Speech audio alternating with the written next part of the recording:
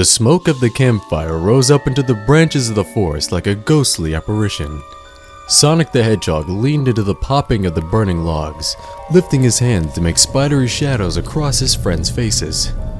And the disembodied hand reached up and pushed the camper off the cliff into oblivion. For 2 nights, Team Sonic had hosted their allies from the team called Chaotix to sleep out under the stars in the ancient forest. And what was a good campout without scary stories? Charmy B buzzed around the fire, and Vector the Crocodile, for once, turned off his headphones for some peace and quiet. That one was good, but I don't think anything can top Vector's story about the mummy DJ. Nah, Espio's story about the invisible truck driver scared me silly. Don't you mean Bubba the Unseen? Espio the Chameleon faded into sight behind his croc pal, with his fingers forming the hook hands of the spectral trucker. You guys are a bunch of dopes. Knuckles the Echidna was sitting on a stump, far away from the campfire. Though Sonic had invited his friends along to help build friendships between the two groups of heroes, the prickly Knuckles spent most of his weekend with his arms crossed. Come on, Knuck. Get into the spirit of a spooky evening.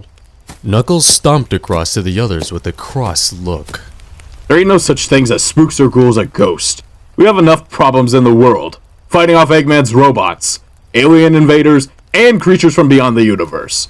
There's no reason to drum up kids' tales about a graveyard spirits on top of all that.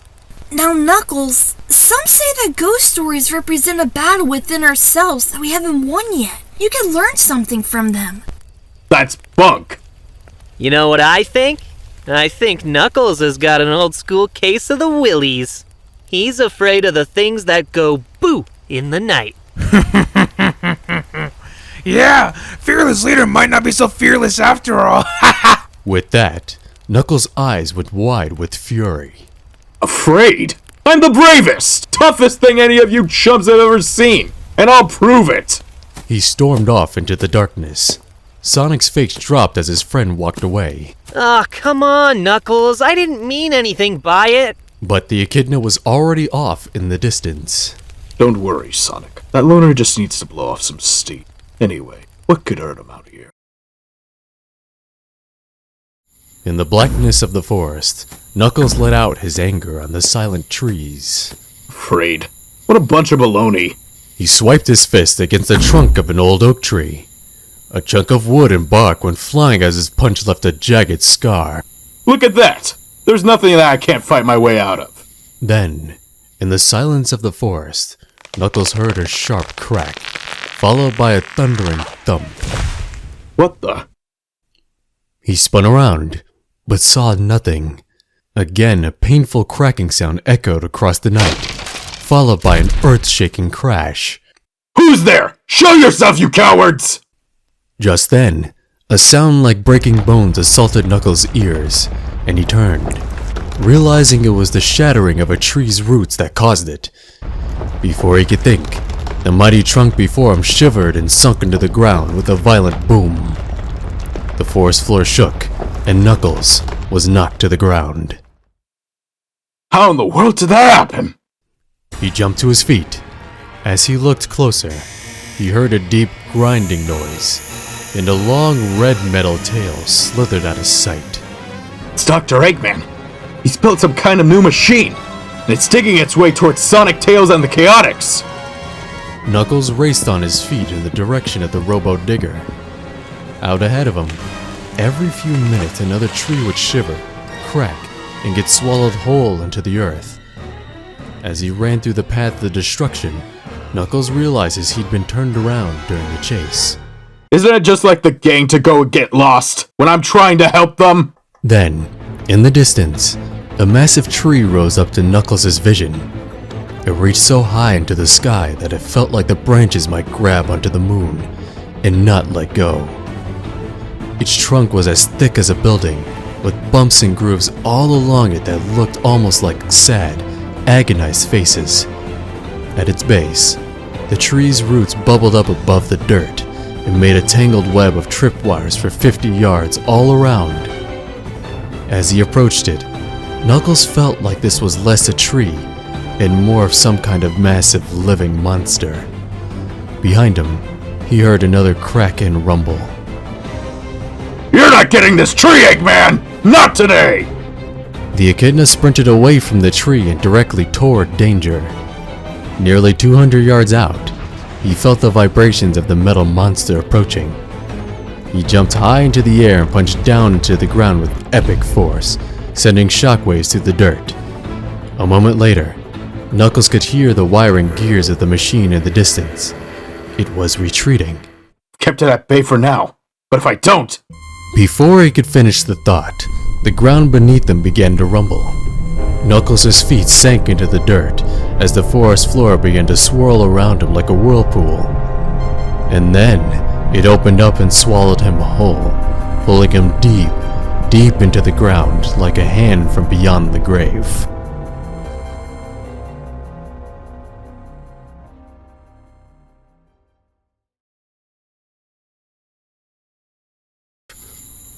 Back at the campsite, the fire had burned down low into a pile of glowing embers. Sonic and Tails sat up in their sleeping bags, talking. Do you think Knuckles is alright? You know he's always been a lone wolf. Or, a lone echidna. I'm sure he'll show up when he's ready. I know. I just feel bad. This was supposed to be fun. I didn't bring us here to fight. He'll get over it, Sonic. It's not like Knuckles hasn't been known to sling a few cheap shots in his day. Just enjoy the peace and quiet. Just then, the forest all around them began to ring with a horrible cracking sound. Ancient wood turned to splinters to the left, to the right, everywhere. And the ground began to shake and tilt on the edges of the clearing. What the heck is happening? We're being attacked! Vector snored on the ground with his noise-canceling headphones pumping jams into his ears. Get him up! Everyone form a circle! The combined team soon stood shoulder to shoulder around the protected fire pit. Suddenly, the trees on the edge of the clearing were sucked into the ground. The heroes' heads snapped all around, but they still couldn't see who was behind it all. Is it a ghost? I'm betting it's more like a ghoul, named Eggman! At that very moment, a metal dome burst forth from beneath the fire pit. Dr. Eggman rose from the ground in a gargantuan monster called the Egg Dragoon. Since the heroes last saw this vile machine, the doctor had fitted it with several drills and worm-like arms that made it capable of burrowing deep within the ground. As it broke out into the moonlight, the Dragoon sent dirt, embers, and two teams flying through the air in all directions. What brilliant luck! I hoped to strip this forest of its trees in secret so I could build a new robot factory, but I never dreamed I'd be able to bury you in the process. Sonic had stood up and faced his enemy, fists clenched.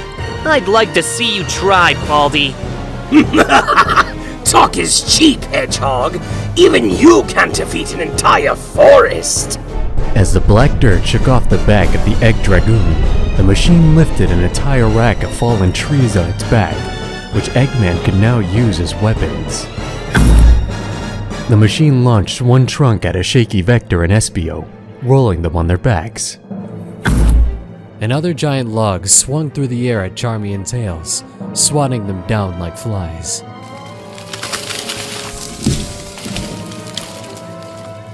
A third tree careened towards Sonic. The hyper-fast Hedgehog dodged the attack just in time. But with this kind of firepower, even Sonic started to worry that Eggman had finally won the day.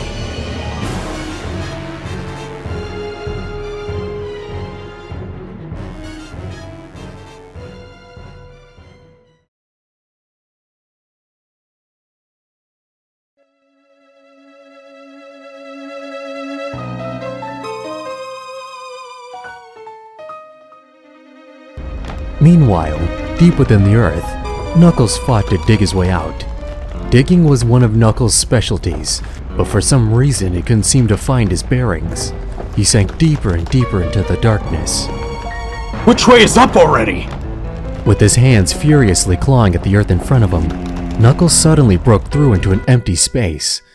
He tumbled forward in an empty, windless hole and landed in the middle of a pitch-black tunnel. As he stood up, Knuckles saw the tunnel was round. Roots hung from the ceiling like stalactites in a cave. Unfortunately, he was not alone. A whisper came from the darkness. Cutter, Slasher, Ripper! Whoever you are, come out! I've had a bad night, and I'm in the mood to punch something! Like the flicker of a candle, a soft white light appeared down the tunnel and floated closer and closer. Cutter, Slasher, Ripper! Knuckles squinted in the darkness, and he finally saw it. A small floating body with wavering arms and a large, lumpy head. The creature's face was twisted like knots of a tree trunk, with big black eyes and a mouth twisted into a horrible gaping hole. It looked like a ghost. It began to swoop and swing around Knuckles' head. Slasher, Biter, Breaker!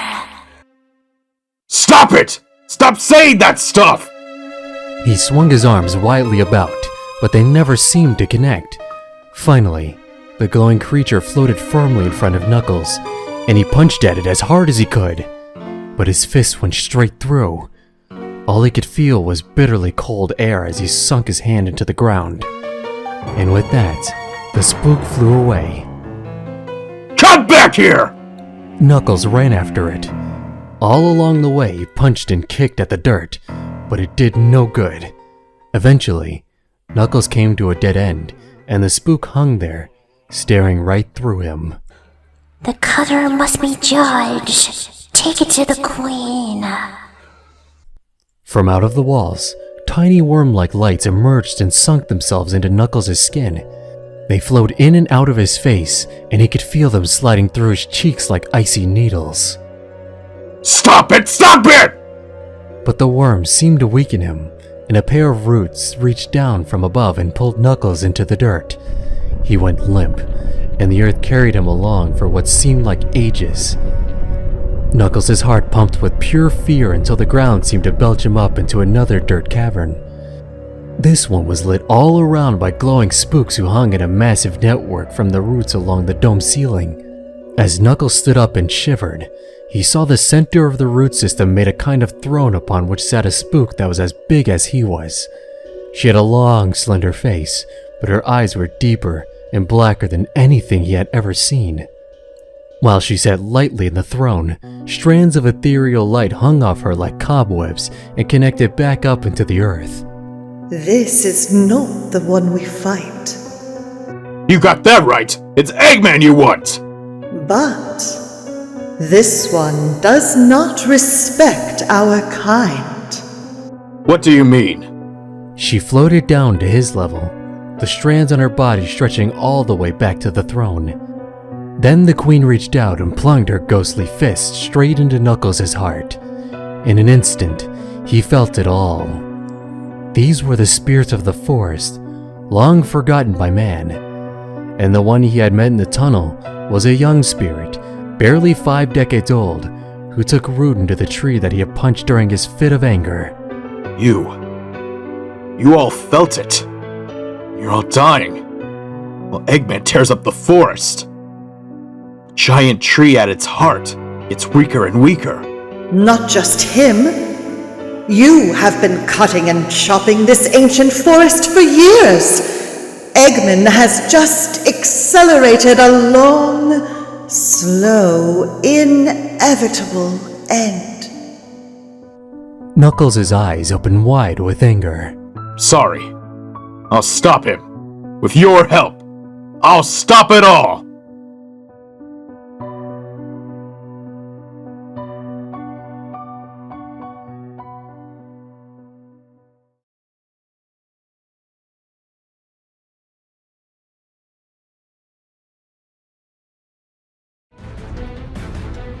Across the forest, Eggman had Sonic and his friends on their last legs. His Egg Dragoon stomped and slashed its way through the forest after them. Hit him head on! Vector chomped hard on the Dragoon's feet to no effect. Espio began throwing kunai, but they were thwarted by the swinging trunk. Tails and Charmy flew around and around Eggman's cockpit, but they couldn't get close enough to land a blow. The forest can't take much more of this, and neither can we! Give up, you weak little beasties! Nothing can get in my way now! In the distance, Sonic could see a giant, ancient tree rise above their heads. Its branches swayed in the starlight as if the tree knew what was coming for it. With a mighty crash, the Dragoon tossed another massive tree to the ground, toppling the team with the force of its landing. Eggman powered on toward the old tree, but just then, the ground began to shake. Sonic and the team craned their necks to see what was happening, just as the earth opened up to let Knuckles rise from within. This stops now! Ha! Does a spiny little bully think he really has the power to stop me? Not only can I stop you, but I don't even need to touch you to do it! Knuckles raised his hands, and from underneath him, an army of ghost lights rose up from the ground and swirled all around him.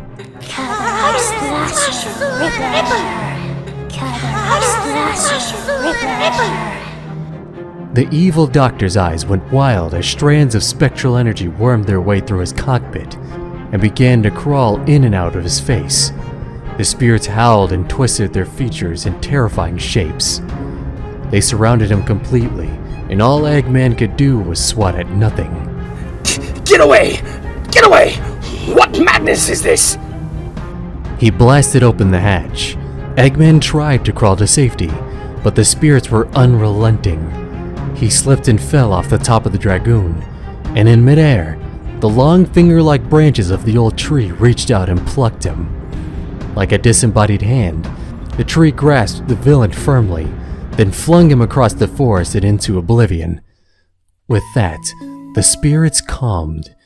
They floated gently down toward Knuckles, where one spirit in particular floated just above his eyes. Thank you.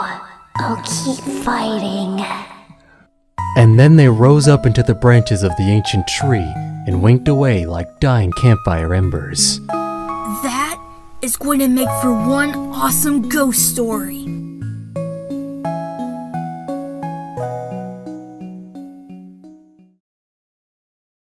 As dawn broke over the forest, Sonic and Knuckles stood near the edge of the giant tree root system.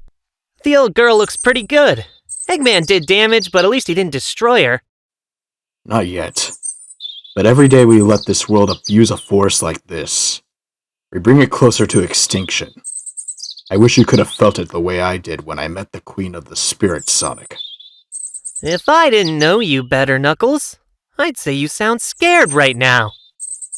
I'm not scared, Sonic. I'm haunted.